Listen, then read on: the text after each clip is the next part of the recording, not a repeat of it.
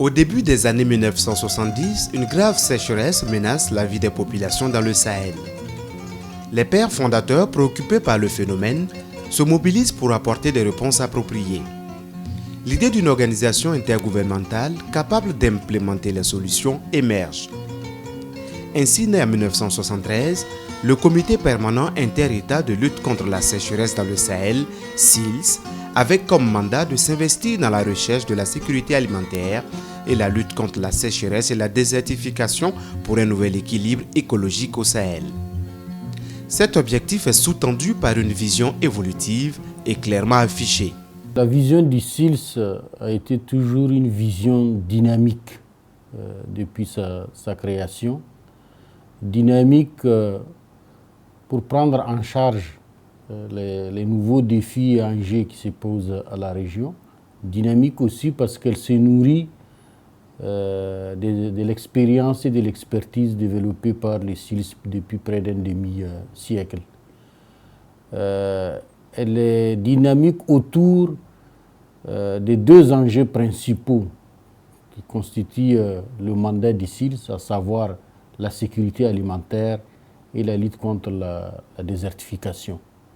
Si je prends l'exemple de la sécurité alimentaire, au départ, on s'était plus intéressé aux questions de productivité, d'amélioration de la productivité pour augmenter la production agricole.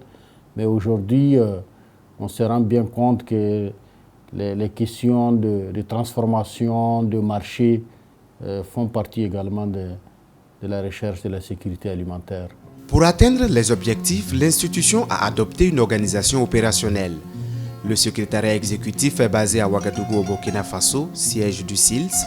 Il existe des institutions spécialisées qui sont l'Institut du Sahel à Bamako au Mali et le Centre régional Agrimet installé à Niamey au Niger. Les organes de gestion du CILS sont la conférence des chefs d'État et de gouvernement, qui est l'instance suprême du CILS, qui définit les grandes orientations dans les directives. Ensuite, il y a le Conseil des ministres qui est chargé de suivre la mise en œuvre et l'exécution des décisions de la conférence des chefs d'État. Nous avons également le comité régional de programmation et de suivi qui, comme son nom l'indique, suit de très près les activités du CILS. C'est aussi cette instance qui prépare la réunion des conseils des ministres. Ensuite, vous avez le secrétariat exécutif qui met en œuvre la politique du CILS. Et enfin, vous avez un conseil de direction qui est une instance consultative créée auprès du secrétaire exécutif pour l'aider dans ses tâches. Conformément à sa mission et pour atteindre les objectifs qui lui sont assignés, le CILS met en œuvre un grand nombre de projets et programmes au profit des populations des 13 États membres. Pendant plus de 40 ans, les actions sont bien appréciées dans les États membres. Au niveau de la sécurité alimentaire et nutritionnelle, le CILS a développé un outil qu'on appelle cadre harmonisé. Et ce cadre harmonisé est un outil qui permet de faire l'analyse de la vulnérabilité des ménages à l'insécurité alimentaire et à la malnutrition. Et c'est un outil d'aide à la décision qui permet aux décideurs de tous les États membres, au vu des résultats de ce cadre harmonisé, de cet outil, de pouvoir prendre des décisions urgentes pour venir en appui à ces populations vulnérables. Je peux citer aussi comme appui, le CILS a développé un cadre de concertation qui est le RCPA, c'est le réseau de prévention des crises alimentaires.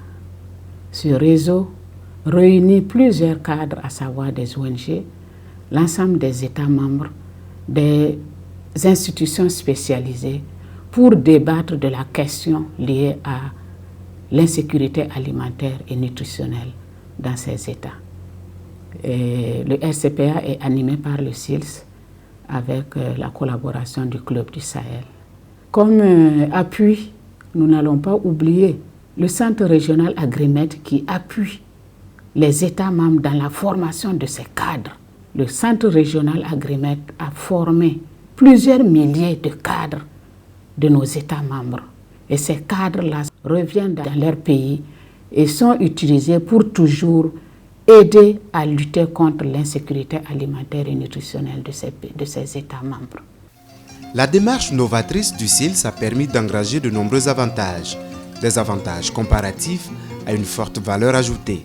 Le SILS est en train de conforter son rôle dans de leader, donc dans l'accompagnement de la dynamique régionale et internationale, donc relative à tous les domaines d'intervention du SILS. Ce positionnement permet aujourd'hui donc au SILS de jouer le rôle de hub régional pour embarquer les différents États membres du SILS justement dans la mise en œuvre de projets et de programmes structurants. Mais il confère également un rôle d'incubateur au SILS pour assurer le leadership auprès de la CEDEAO et de l'UEMOA, donc afin de développer un partenariat stratégique avec tous les partenaires techniques et financiers qui interviennent dans la sous-région.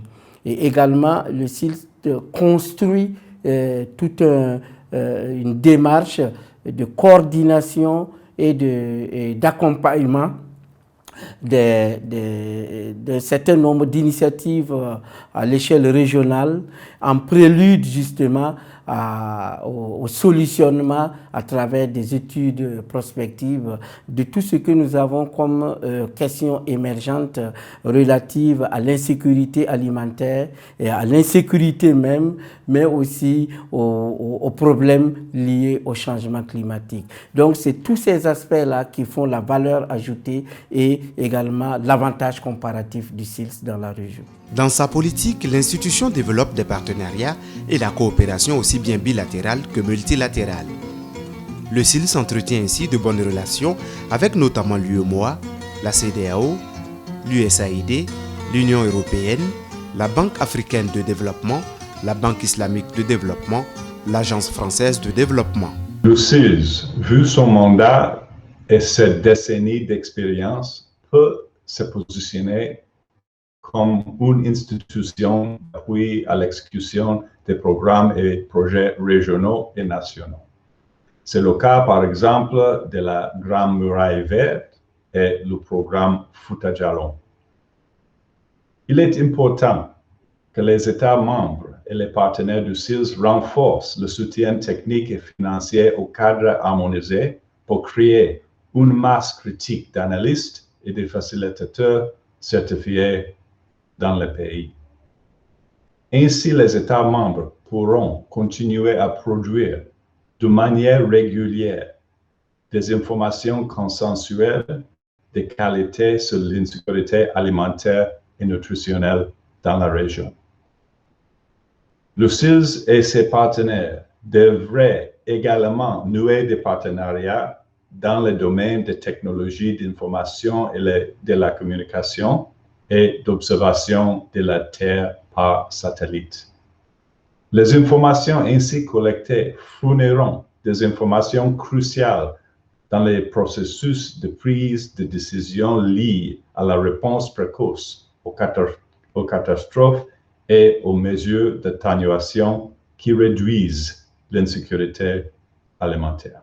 Le rayonnement, la crédibilité et la lisibilité du SILS passent par des initiatives qui influencent la sécurité alimentaire et nutritionnelle, la lutte contre les effets du changement climatique, la maîtrise de l'eau et l'accès au marché.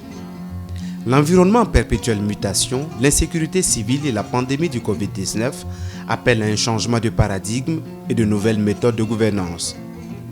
Le SILS a entrepris des réformes importantes afin de renforcer son efficacité et son efficience pour le bonheur des Sahéliens. Cette réforme prend en charge 3 éléments essentiellement. D'abord, la gouvernance institutionnelle et organisationnelle de l'institution. Il s'agit de relire les textes qui organisent le fonctionnement de l'institution pour apporter les corrections et les renforcements nécessaires. Il s'agira également de réinventer de nouvelles articulations entre les différents organes de l'institution. Vous savez que le SILS, c'est 3 sites.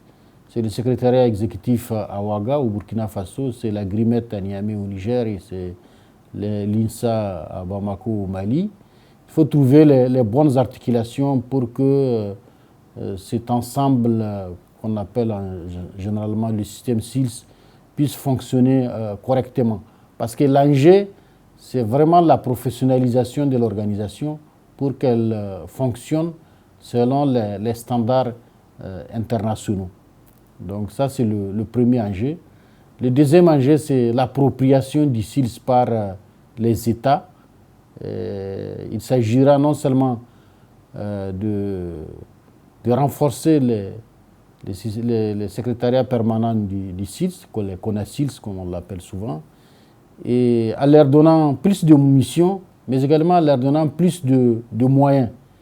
Il s'agira également pour le SILS d'apporter plus de services aux États, d'améliorer son offre de services aux États. Le comité permanent inter-État de lutte contre la sécheresse au Sahel s'engage dans une nouvelle dynamique. Sous le leadership des chefs d'État, le secrétaire exécutif entend mener à bien l'ensemble des réformes en vue de faire de l'institution un leader technique et scientifique au cœur de la résilience dans le Sahel et en Afrique de l'Ouest.